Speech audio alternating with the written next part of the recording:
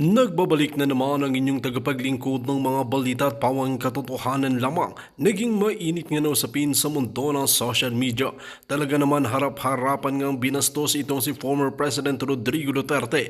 Dito nga natin makikita na talagang wala ng respeto ang mga pulpolitiko dahil harap-harapan ngang binuhusan ng tubig itong si former President Rodrigo Duterte.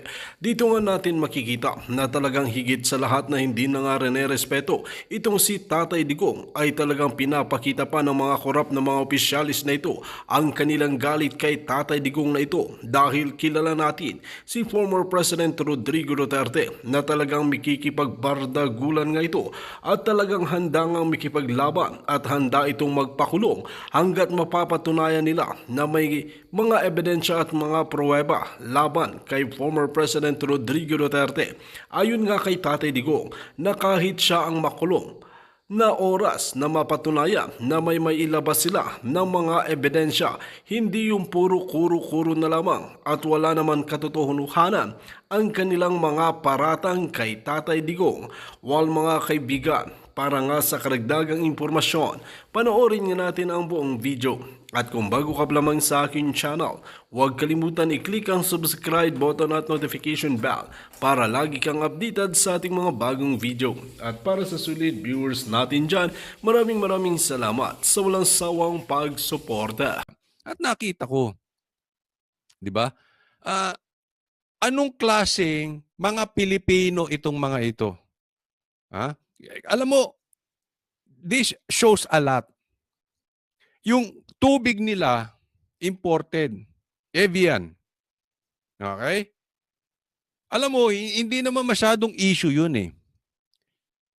Pero nakakapagtaka, alam nyo, on national TV kayo lalabas. Tapos ang tubig nyo, ganito po ka extravagant. Ganito po naglulustay ng pera itong mga quadcom na ito, itong mga congressman na ito. Alam nyo ba kung magkano yung tubig na yan? Sinerve yan. Nakita ko, napanood ko eh. Kasi yung buong hearing napanood ko, nakikita ko sineserve yung tubig na yan. Sabi ko, grabe. Grabe.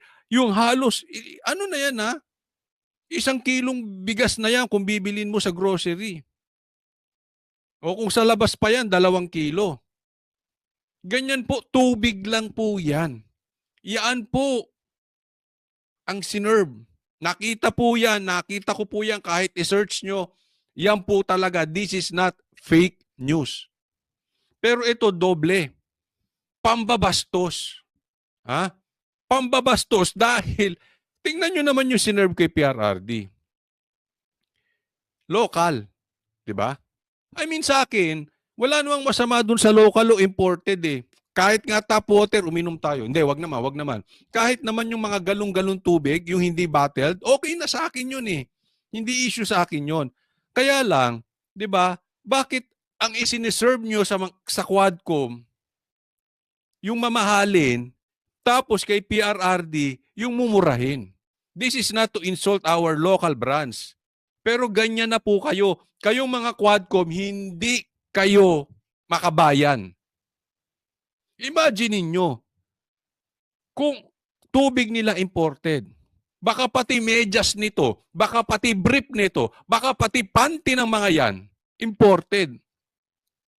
Ganyan na po. Baka pati kinakain nitong mga ito, imported.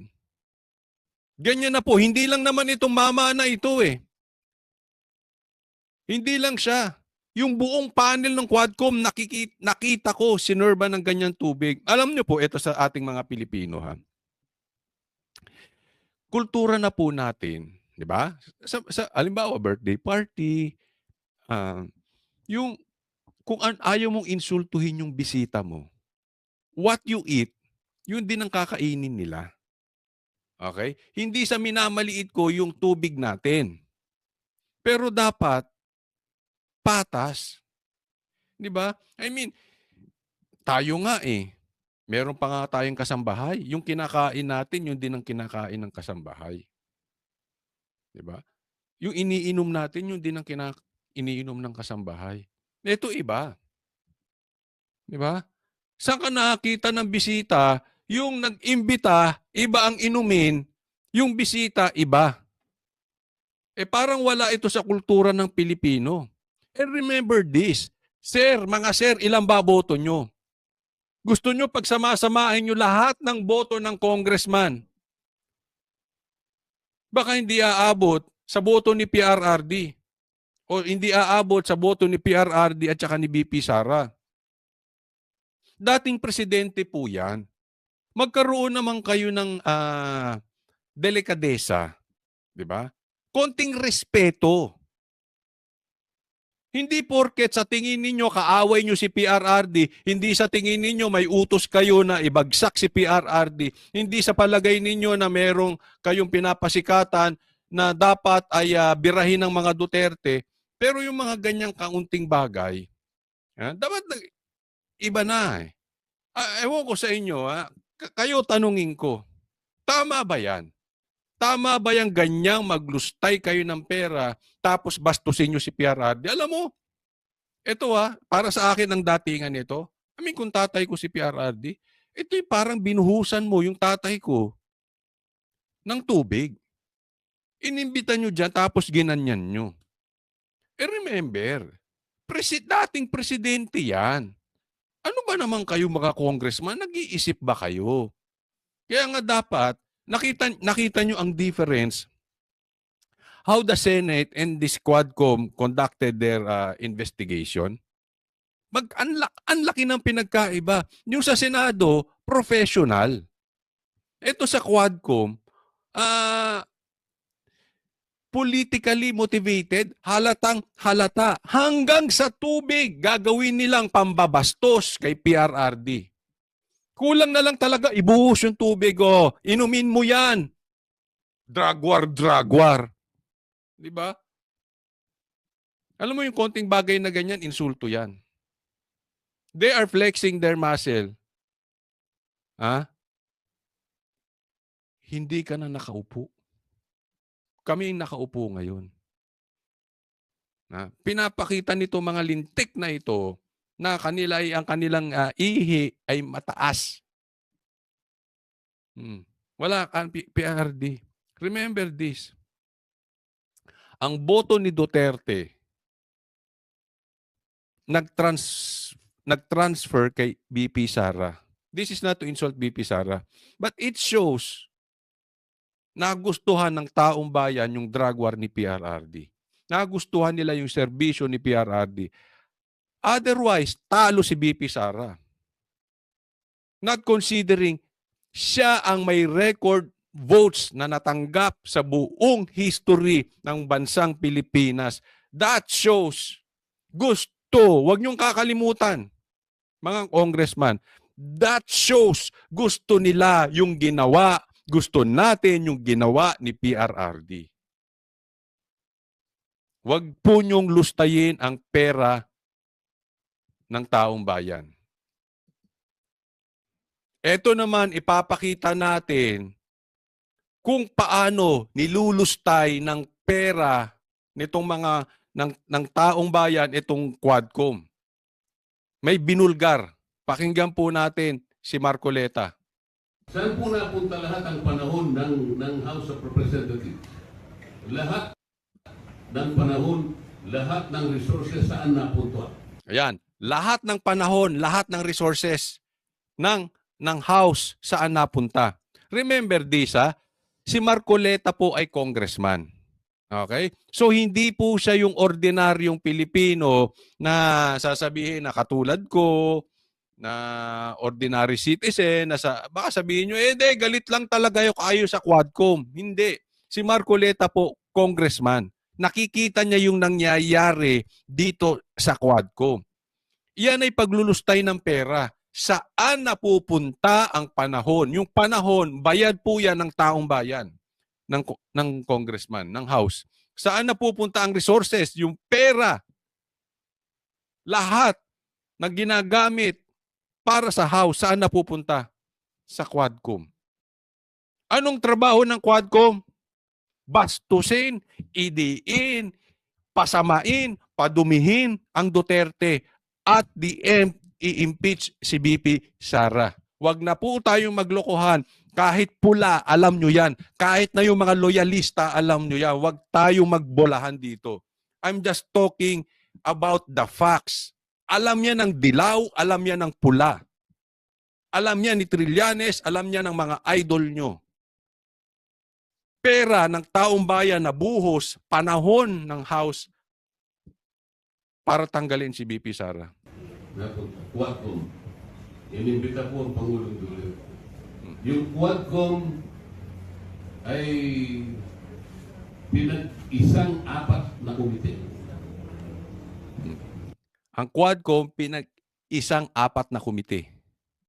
Okay, so apat na komite, nilagay nila sa isa.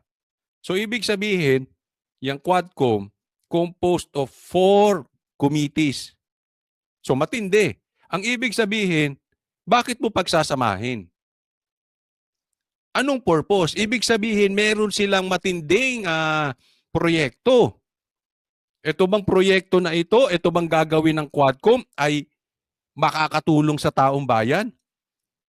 Kasi pinagsama-sama nyo yung komite. So we expect na malaki ang responsibilidad nito.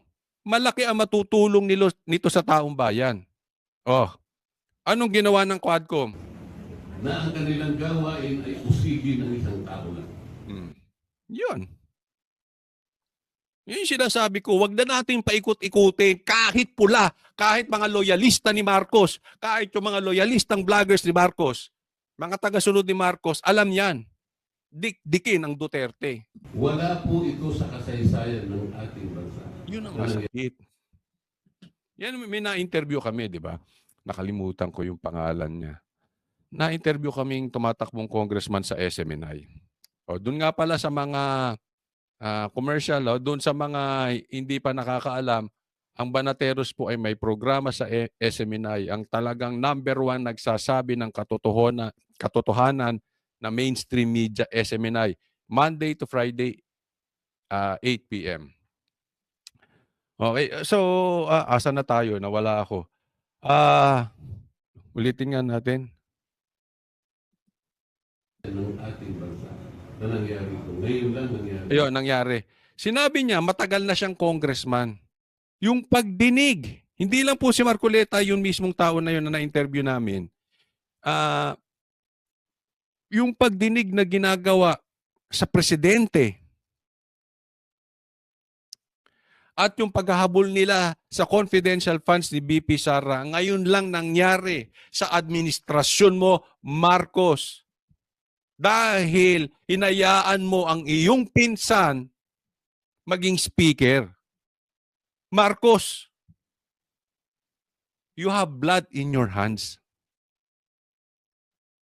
Kahit kasabwat ka dito or hindi, indirectly, you cannot excuse yourself. Because you are the president, why did you allow your cousin to be the speaker? Delikadesa, Marcos. Kung meron ka. Ang pag-uusisa po ng isang krimen o paggawa ng krimen o anumang krimen na kinasakutan ng isang tao, yun po ay gawain ng piskalya. Yung pag-uusisa, kung may nagawang masama ang isang tao, let's be specific, Quadcom. Yung may nagawang krimen, trabaho po yan, yung pag-uusisa at pag-iimbestiga ng piskalya bago iaakyat sa korte. May pagkaabusado ito. If you go beyond your power and you abuse your power, anong tawag sa'yo? Eh di abusado. Ganun kasimple. Hindi nyo trabaho mag-usisa. I mean, hindi pinapanood ko yung hearing. Kahapon, sabi ko, itong mga tanungan nito ay parang gusto nilang idiin si PRRD. Hindi makakuha. Remember this, kung gusto mo makakuha ng facts, ng detalye, paano ka makakagawa ng batas? Kasi yan po ang kanilang trabaho ay gumawa lang ng batas, hindi magdesisyon kung sino ang tama o mali. Dapat inimbitahan nyo yung magkabilang panig. Yung nabiktima ng drug war at yung nabiktima rin ng mga adik. Yung mga gusto sa drug war at saka yung mga ayaw sa drug war. Sinong natulungan ng drug war at sino ang nakawawa ng drug war? Bakit? Patas dapat dahil gagawa kayo ng batas. Hindi kayo maghuhusga. Eto mga ito, ha? I mean, we cannot blame the people kung tinatawag kayong abusado. Kasi ginagamit ninyo yung posisyon ninyo, yung kapangyarihan ninyo para idiin ang inyong kaaway. So mas naniniwala ang taong bayan na remember this. Mas naniniwala ang taong bayan na this is politically motivated. Mas naniniwala ang taong bayan kay BP Sara.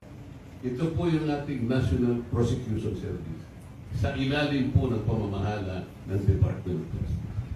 Kaya meron tayong fiscal. Kahit kailan hindi po gawain ng Kongreso. Ngayon, kahit kailan hindi gawain ng Kongreso, ngayon lang. Only in BBM's administration. Yung dapat na gawin nila, investigation in aid of legislation. Hindi na po nagle-legislate. Tinutugis na po yung matama. Kung paano tinutugis ng good government yung Vice President, tinutugis ng Quadcom ang past President. Di ba? Tandem, good government, tapos Quadcom, Vice President, President, tinutugis. Akala po nila, direkta kong sinusuportahan yung mag-ama. Maaaring, yun po ay magiging implikasyon. Dahil Ito ha. Akala daw nila sinusuportahan ni Marcoleta yung mag-ama. sa pagsasabi ko na dapat ganito ang gawin natin. Nagkataon ang Vice President si Sara Duterte, but I was trying to protect the office of the Vice President. Yun. Ito yung tinatawag na professionalism. You may be not like the person, BP Sara, pero you respect the office of the Vice President. Diba? Sasabihin, iniimbestigahan lang naman eh. Alam mo, mali yung iimbestigahan nyo yung confidential funds. Ha? Una, hindi nyo trabaho yan. Pangalawa, confidential nga. Pangatlo, kung patas kayo, dapat imbestigahan din nyo yung confidential funds ni BBM. Walang matalino, or wala na lang sabihin nating nasa matinong kaisipan, maniniwala diyan sa mga sinasabi nyo, unless panatiko ka kay Marcos, na kahit na sabihin, hindi ko pinagbibintangan si Marcos na kahit sabihin na kahit anong gawin ni Marcos sa harap nila, Marcos pa rin sila. Kahit magdroga sa harap nila, again, hindi ko pinagbibintangan, pero kahit magdroga, wala eh. Sarado na utak, baka pati sila nagdodroga. Di ba? Not the person. Nangyari lamang po na si Sara Duterte. Wala nang po magagawa. Siguro po kahit na si Paduano ang Vice President, ganun din ang gagawin ko. Tama, kahit si Paduano pa ang Vice President yun ang gagawin ko. Ibig sabihin, hindi ito about the Duterte lang. Tama. Pero hindi. Marcoleta magiging Vice President si Paduano, pambihira. Parang aatakihin sa puso. Kung babae yun, baka magdidismoneriya yun doon. Duduguin yun. Tingnan mo, ewan ko kung tama ako na obserbasyon kasi baka nalingat ako dahil pinanood ko yung live tapos bumiyahe na ako papunta sa SMNI. Nakikinig ako sa habang nagda-drive. Pagdating doon, syempre, nakasalang na kami. So, yung part na yun hindi ko nakita. Pero parang hindi nagtanong si Paduano. Ang tapang-tapang, pero hindi nagtanong Oo, hanggang doon sa napanood ko. 'Di ba? Pero alam mo, feeling ko ito sa tingin ko. Magtatanong si Paduano kung kailangan ng i-contempt si PRRD. Tingin lang naman natin yung opinion lang Sa tingin ko ay yan ang magpapa-contempt kay PRRD. So pero ito lang. Huwag niyong kakalimutan. Baka mag-backfire, baka bumumerang, baka bumalik, baka bumwelta sa inyo pag kinontempt nyo si PRRD. Alam nyo yan, hindi kayo bobo. Mahal pa rin ng Pilipino si PRRD. Alam mo, ito lang sasabihin ko sa mga Duterte. Personally, hindi kayo nag-iisa. At alam yan ng Quadcom. Hindi nag-iisang Duterte. Hindi nga nag-iisang milyon eh. Baka nga hindi lang nag-iisang daang milyon. Ang daming nakasuporta sa Duterte. And they are just waiting for the right timing na magsalita ng go si BP Sara. Dadagsain yung kalsada. Hindi ako nagtatawag ng rebellion. Hindi po. Ang ibig ko lang sabihin, yung sobrang pagmamahal ng isang tao sa isang tao, pagmamahal ng bayan sa isang tao, dahil ang daming nagawa, tapos babastusin ninyo at ikukulong ninyo, kaawaan kayo ng Diyos. Ang laki ng nilinis ng Pilipinas nung panahon ni PRRD. Gaganyan ninyo. Make our day. Hindi po ako nananakot. Alam nyo, kumpirmado nyo, totoo itong sinasabi ko. Again, ulitin ko, hindi kayo bobo. Ang pinakakulang po ngayon ng Kongreso, yung dalawang kapulungan po, sinasabi ko, mapa Senado, mapa sa Kamara, yung tinatawag nating oversight function. Ano po yung halaga ng oversight function ng Kongreso? Lahat po ng batas na ginawa ng Congress, dapat meron pong magbantay doon sa pagpapatupad nito. Wala na pong nagbabantay. Yan totoo eh. Wala nang babantay. Yung batas na ginawa, dapat may nagbabantay. Hindi lang yan. Wala nang nagbabantay sa pera kung saan napupunta. Diba? I choose to believe yung sinabi ni BP Sara na ang pera ng buong Pilipinas hawak ng dalawang tao lang. Martin, Speaker Martin, at saka itong si Saldico. Imagine ninyo, pera ng buong Pilipinas hawak nila. And do you think they are capable hawakan ng pera ng buong Pilipinas? You think responsable silang hawakan ng buong pera ng Pilipinas?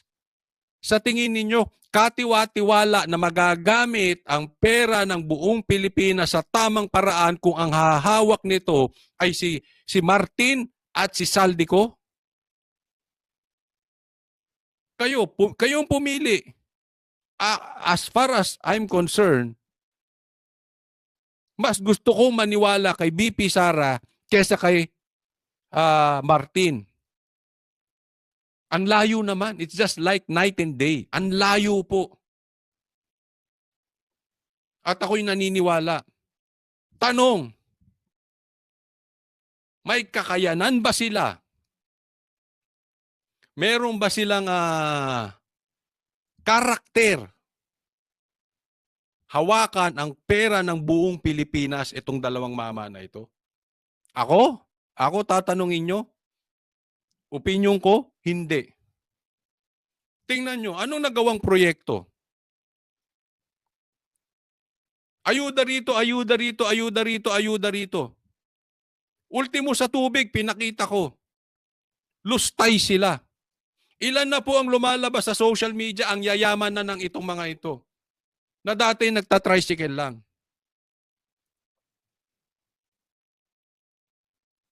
Apat na komite pinagsama-sama. Anong ginagawa? Duterte, Duterte, Duterte. Siraan ng Duterte, Duterte, Duterte. Habulin ng Duterte, Duterte, Duterte. Silipin ng Duterte, Duterte, Duterte. And in the end, i-impeach si Duterte. May kakayanan sila? Hawakan ng pera ng buong Pilipinas? Hindi, kayo tanongin ko. Halimbawa lang, may 100,000 ka. At busy ka. Gusto mong pahawakan ng pera mo. O sige, pahawakan ko na sa'yo yan. Yung mga expenses. Halimbawa lang to ha. Makikita natin ang karakter ng tao eh. Yung mga expenses, bahala ka na kasi busy ako. O ito, 100,000. Anong kailangan sa bahay? Kanino pahawakan? Kay Martin? O kay BP Sara? Kung pinahawa ko kayo kay BP Sara, baka pati kapitbahay ko natulungan. Kanino pahawakan? Kay Saldico? O kay PRRD?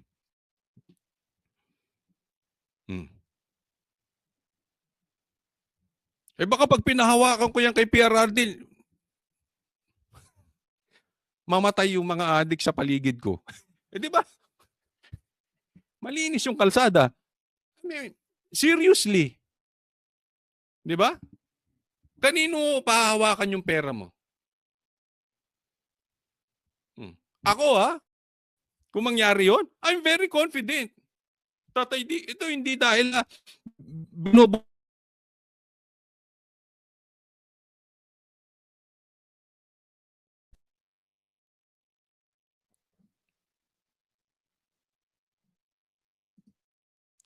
oy nawala. Pero ito balikan ko. Hindi po sa binobola ko dito si PRRD. Yan po katotohanan. Confident ako. Alam ko mapupunta yung pera sa mabuti.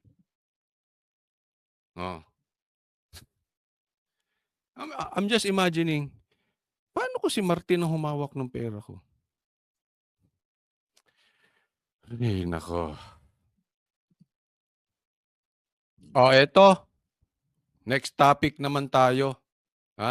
Ito, post po ito ni Sas Rogando Sasot. Maraming salamat po. Komentaryohan ko lang po idol natin to si Sas. Napakatalino talaga. At ang galing mag-research. Matindi.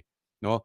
Pero patunayan po natin na fake news po itong sinasabi ng Quadcom ang idinidiin nila kay PRRD.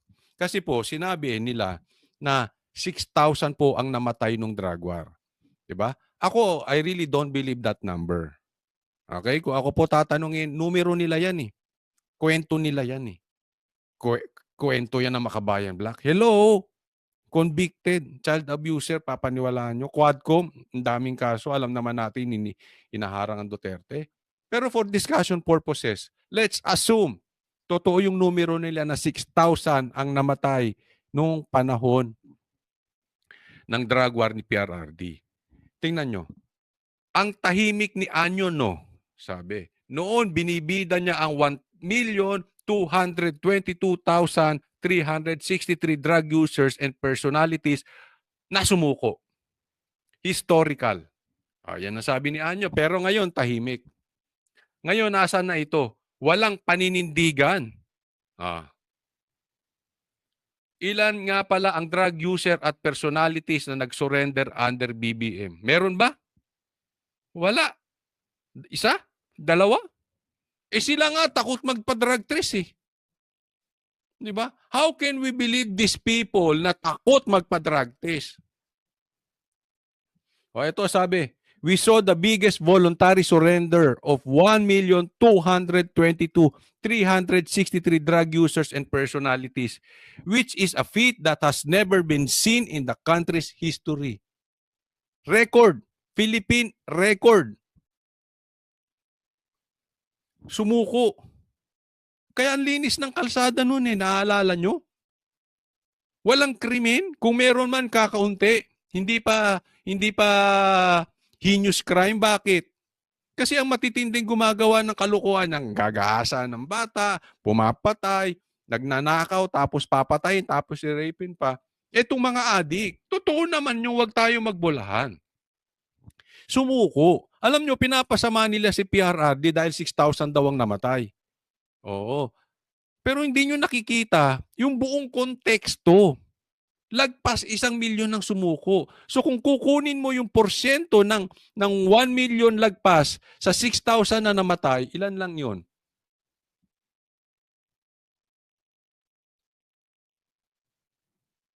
Wala ngang ano eh.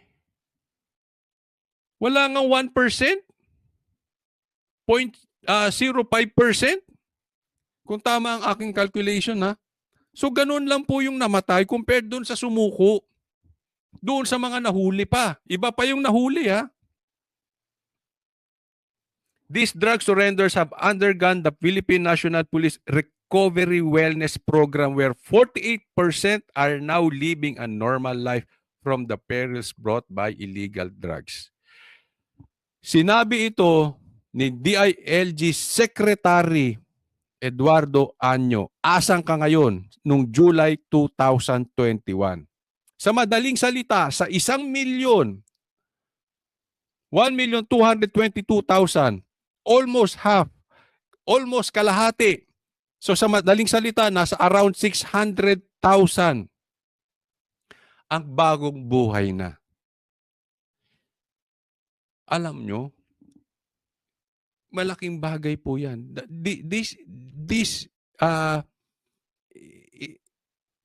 This is not normal sa history ng Pilipinas. Malaking bagay po na may isang buhay. Halimbawa sa isang pamilya. Pamilya nyo may adik. Nagbagong buhay dahil sumuko. So ibig sabihin, sa bawat dalawang sumuko, yung isa nagbagong buhay. Kalahati po, almost half. Malaking bagay yun sa isang pamilya na meron silang kamag-anak, anak, tatay, kapatid na nagbagong buhay. Why? Because of the drug war of PRRD. Ano to eh? Halang nabitukan nito. Hindi mo pwedeng ibe-baby yan. Uy, anak. Anak. Magbagong buhay ka na. Hindi mo madadaan sa ganyan yan. Turuan mo ng leksyon. Tinuruan ng leksyon ni PRRD, ngayon nagbagong buhay. Di ba? Kasi pinapasama nila, bakit hindi nyo nalang pasukuin at ilagay sa rehabilitation? Eh yun nga ang nangyari, kiniwento nyo ba? Yan ang problema sa inyo, hindi kayo balanse. Ang pinalalabas nyo lang lagi yung masama. Malaking bagay po yung nagawa ni PRRD. Again, hindi ako magsasawang ulitin. Kaya nga binoto si BP Sara.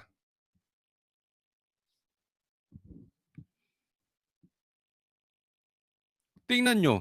Oh, yung pagbabagong buhay. Daming sumuko. Nagawa ba ngayon? Sige nga. Ilan ang nabagong buhay ngayong panahon ni BBM? Nagtatawag ang taong bayan ng drug war, ay ng drug war at saka drug test. Ano sagot ng ibang congressman dyan? Manumpa muna si BP Sara? Pambihira. Dapat nagpapakita kayo ng magandang halimbawa sa taong bayan na kayo'y magpa-drug test. Ituturo nyo pa si BP Sara. Di ba? Eh kinakanlong nyo kasi yung mga adik. Yan ang problema. Yung iba kasi dyan, hindi naman adik kaya ayaw magpa-drug test eh. Baka may bossing sila na masasaktan pag nagpa-drug test sila. Di ba? May kaibigang adik. Kaya duwag eh. Asan ka ngayon, Anyo? Ba't hindi mo i-explain yan? Hinahanap ka ni SAS. Oh. Ngayon, asan na? Ang tahimik mo, hinahanap ka. Kaya alam mo yung pinapakalat nila, half-truth ay kasinungalingan pa rin. Half-truth is still a lie.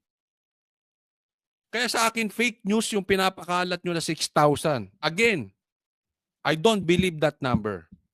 Pero kahit sabihin nating totoo yan, that is half-lie, half-truth, and still a lie. Kasi yung konteksto eh. Ang daming nakinabang sa drug war.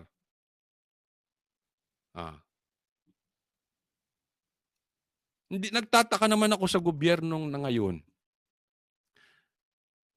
Sisirain ninyo ang kabuhayan ang buhay ng mga kabataan para lang madiin nyo Duterte. Alam mo, ako suggestion ko, kung gusto nyo talaga idiin ng Duterte, idiin nyo na sila sa lahat ng ibang bagay. Wag lang sa drug war, wag lang sa corruption. Kasi alam ng mga Pilipino hindi sila corrupt. And higit sa lahat, nagustuhan ng Pilipino yung drug war. Mali kayo doon. Hanap kayo ng iba. Kung talagang insecure kayo sa Duterte. Wala eh. Mahinang nila lang talaga yung leader ninyo eh.